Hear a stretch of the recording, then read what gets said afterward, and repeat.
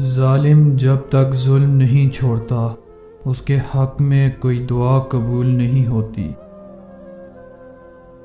نطفے کو خوبصورت انسان بنا دینا اللہ تعالیٰ کی قدرت کا اعجاز ہے۔ پانی کی بوند پر ایسے نقش و نگار کوئی نہیں بنا سکتا۔ دولت کو صدقہ جاریہ میں لگاؤ، آخرت میں کام آئے گی۔ نصیحت اگرچہ ناخوشگوار ہوتی ہے لیکن اس کا انجام خوشگوار ہوتا ہے۔ مظلوم کی تکلیف تو چند ساعت کی ہوتی ہے مگر ظالم ابدی مصیبت میں مبتلا ہو جاتا ہے۔ دنیا بے وفا اور انتہائی ناقابل اعتبار ہے۔ اس سے فائدہ وہی شخص اٹھاتا ہے جو اسے مخلوق خدا کی اصلاح اور فلاح میں لگا دیتا ہے۔ نیک نیت کی وجہ سے کام نیک اور بری نیت کی بدولت برا ہو جاتا ہے۔ آدمی وہ ہے جس کی ذات سے دوسروں کو فائدہ پہنچے، ورنہ پتھر ہے۔ نیکی کرنے والا نیکی کا صلہ ضرور پاتا ہے۔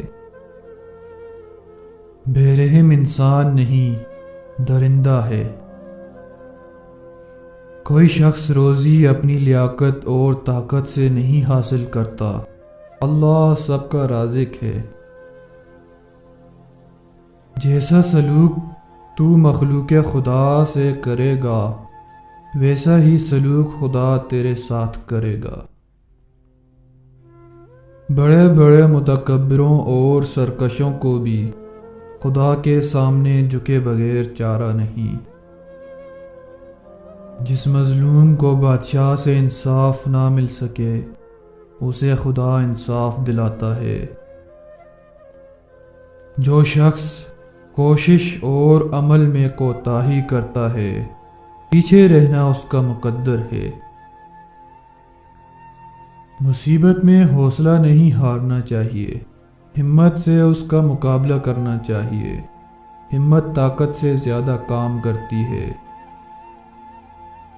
آخرت میں نیکیوں کے مطابق مرتبے ملتے ہیں، اس لیے نیکی کرو۔ منصف اور عادل کو اللہ اپنے عرش کے نیچے سایہ دے گا۔ خداوند تعالی متحمل بھی ہے اور رحیم و کریم بھی۔ وہ گناہگاروں کو توبہ کے لیے مہلت دیتا ہے، توبہ کرنے والوں کو دامن رحمت میں ڈھانپ لیتا ہے۔